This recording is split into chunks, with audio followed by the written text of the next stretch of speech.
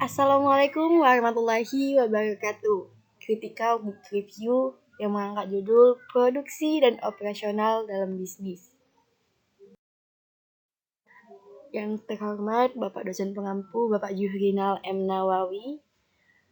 Critical Book Review ini disusun oleh kelompok 9 yang beranggotakan Aldi Bastian, Esa Trinanda, dan saya sendiri di Tadi Anggraini.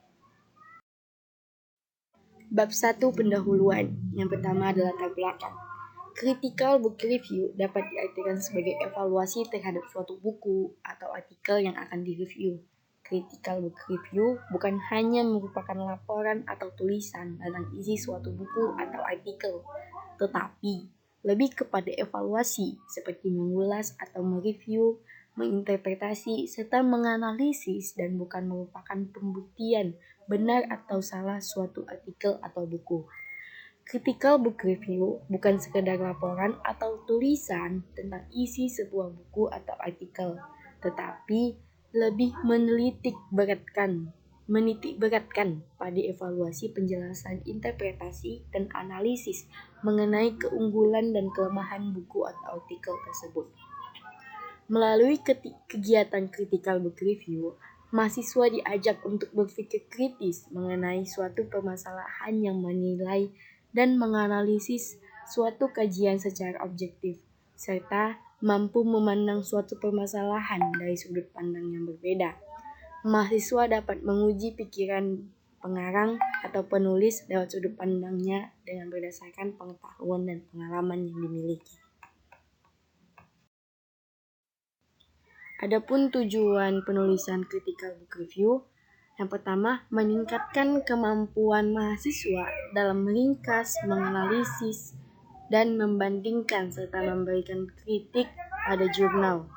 Yang kedua, untuk mengetahui kelebihan dan kekurangan suatu buku menjadi bahan pertimbangan. Yang ketiga, memperkuat pemahaman pembaca terhadap produksi dan operasional dalam bisnis. Yang keempat, untuk memenuhi tugas pada mata kuliah kewirausahaan. Selanjutnya ada manfaat penulisan critical book review. Yang pertama, dapat meningkatkan analisis kita terhadap suatu buku. Yang kedua, supaya kita dapat mengetahui teknik-teknik penulisan critical book review yang benar. Yang ketiga, membuat penulis dan mahasiswa lebih terasa dalam mengkritisi sebuah buku. Yang keempat, mengetahui kelebihan dan kelemahan buku yang dikritik. Bab yang kedua yaitu pembahasan. Judul bukunya Usaha Kecil dan Kewirausahaan, di mana mengambil subtema produksi dan operasional dalam bisnis. Penulisnya yaitu Wahyudin Albra, Darwin Lee, Iskandar Majid, Slamet Widodo, Juhrinal M. Nawawi, Erbin Chandra, Moh Idris Dalimunte, Alis Traja Dison Silalahi. Kota terbit buku ini di Medan. Penerbitnya yaitu Madenatera Qualified Publisher. Nomor ISBN buku tersebut 978-602-5470202. Tahun terbit bukunya tahun 2019. Jumlah halaman ada 300 halaman. Ukuran buku yaitu 17,5 cm dikali 25,5 cm.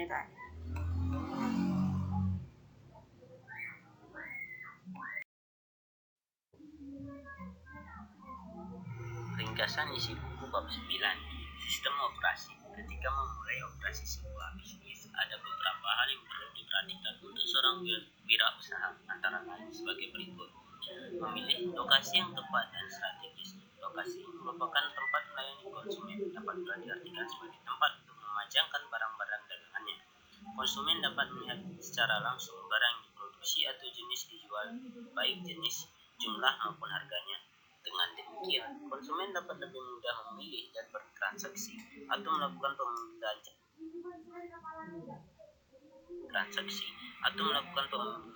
terhadap produk yang ditawarkan secara langsung. Beberapa tips untuk lahan atau lokasi yang ideal dan tepat untuk menjalankan usaha Anda. 1. Lokasi usaha yang mudah terlihat. 2. Biaya membangun atau sewa tempat usaha. 3. Akses yang mudah dijangkau. 4. Hubungan sosial dengan konsumen. 5. Terkait masalah bisnis bisnis dan usaha, 6. Lingkungan tempat usaha dan sekitarnya. Jenis-jenis lokasi kantor usaha. Lokasi kantor usaha merupakan salah satu faktor yang penting bagi kelancaran jalannya office work atau office duties. Judi Atmosudirjo dalam satu karyanya menyatakan bahwa faktor-faktor yang perlu diperhatikan di dalam memilih tempat untuk membuka lokasi kantor antara lain sebagai berikut.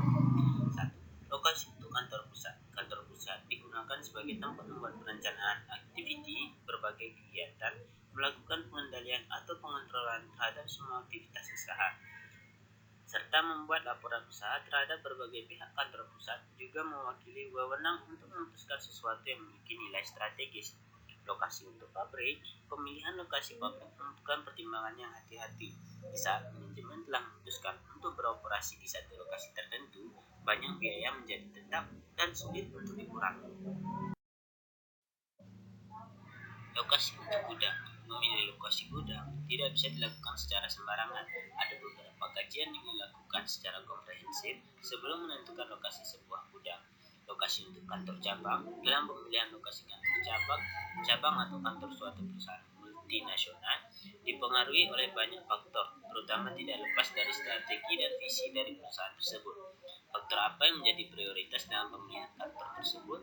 Ada 3 hal yang menjadi pertimbangan penting dari sisi perusahaan untuk menentukan hal di atas, yaitu bisnis, properti, dan branding. 3 unsur departemen tersebut harus sama-sama terlibat untuk menentukan lokasi dan kantor yang bagi perusahaan tersebut. Memutuskan layout. Pengertian desain suatu pabrik atau plan design dengan peraturan tata letak pabrik atau plan layout seringkali membingungkan dan diartikan sama. Kedua istilah ini sebenarnya mempunyai arti yang berbeda, meskipun ada kaitannya satu dengan yang lain. Istilah plan design mempunyai pengertian yang lebih luas, yaitu meliputi perencanaan finansial, penentuan lokasi pabrik, dan seluruh perencanaan yang diperlukan untuk memenuhi kebutuhan visi pabrik. Secara umum, desain pabrik ini dapat didefinisikan sebagai the overall design of enterprise. Selanjutnya, dengan tata letak pabrik akan dilakukan perencanaan dan pengaturan tata letak fasilitas fisik pabrik guna menunjang kelancaran proses produksi secara optimal. Tujuan utama perencanaan tata letak pabrik dasarnya adalah untuk meminimalkan total biaya yang antara lain menyangkut elemen-elemen biaya sebagai berikut. 1. Biaya untuk konstruksi dan instalasi, baik untuk bangunan, mesin, maupun fasilitas produksi lainnya. 2. Biaya pemindahan bahan atau material handling cost, biaya produksi, tenaga kerja, safety, dan storage cost.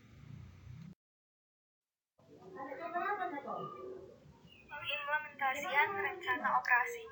Pada sebahagian besar perusahaan multi-industri, pelaksana strategi adalah setiap orang yang ada dalam organisasi. Para wakil presiden bidang fungsional dan direktur divisi atau unit bisnis strategi bekerja sama dengan bawahan mereka untuk mengimplementasikan seluruh rencana tersebut secara khusus, terinci, dan dalam skala yang lebih kecil menurut pabrik, departemen, dan unit yang mereka pimpin. Sehingga setiap manajer operasional harus mampu mengawasi lini pertama, dan untuk mendukung hal tersebut, setiap karyawan dilibatkan dalam berbagai proses implementasi strategi yang ada, baik pada tingkat korporasi, unit bisnis, maupun fungsional. Tipe-tipe toko dalam operasi bisnis. Dalam usaha retail atau pengecer, usaha ini dapat diklasifikasikan menurut jenis produk yang dijual. Adapun jenis-jenis dari tipe pengecer ini yaitu sebagai berikut. 1. Toko khusus. 2. Toko serba ada. 3. Pasar swalayan. 4. Toko kombinasi atau combination store. 5. Hypermarket. 6. Toko diskon atau discount store. 7. Toko potongan harga atau off-price store.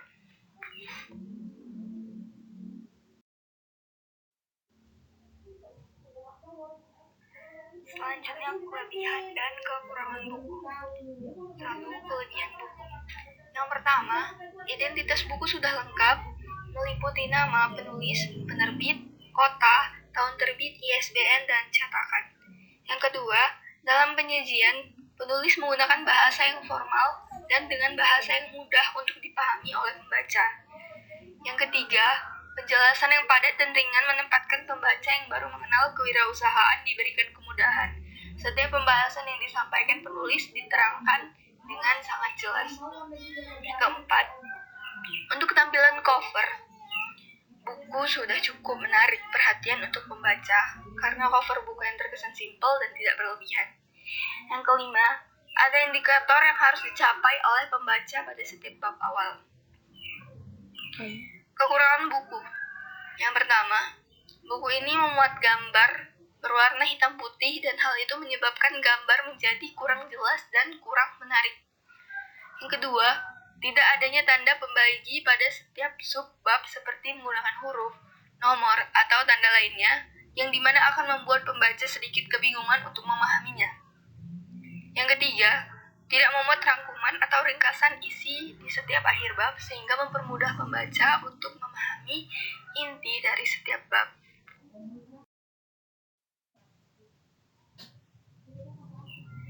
Bab 3, penutup. Kesimpulan. Berdasarkan uraian mengenai pembahasan isi dalam buku Usaha Kecil dan Kewirausahaan, Pola Pikir Pengetahuan Keterampilan, maka dapat ditarik beberapa kesimpulan, yaitu untuk berhasilnya suatu usaha atau kegiatan produksi perlu dilaksanakan melalui sistem produksi seperti dana, mesin, bahan, dan manusia yang dikombinasikan dan diatur sedemikian rupa dengan metode dan skills sehingga dapat mengubah dan menciptakan barang atau bahan yang mempunyai kegunaan yang lebih besar dari bentuk semula. Banyak sekali faktor-faktor yang mempunyai pengaruh terhadap sistem operasi bisnis, dan semua faktor itu memiliki keterhubungan satu sama lain. Saran. Untuk kedepannya diharapkan kelemahan atau kekurangan yang ada pada buku dapat menjadi perhatian bagi penulis untuk karya-karya berikutnya, agar dapat lebih dan dapat dimanfaatkan pembaca sebagai referensi dalam penelitian ataupun untuk kegunaan lainnya. Kami juga menyadari bahwa CBR ini tidaklah terlepas dari kesalahan maupun kekurangan. Akhirnya semoga hasil CBR ini memberikan manfaat bagi para penulis dan pembaca. Terima kasih. Terima kasih kepada penonton. Dan sekian dari kami, kurang dan lebihnya kami mohon maaf. Wabillahi taufiq wal hidayah. Wassalamualaikum warahmatullahi wabarakatuh. Sampai jumpa di video selanjutnya.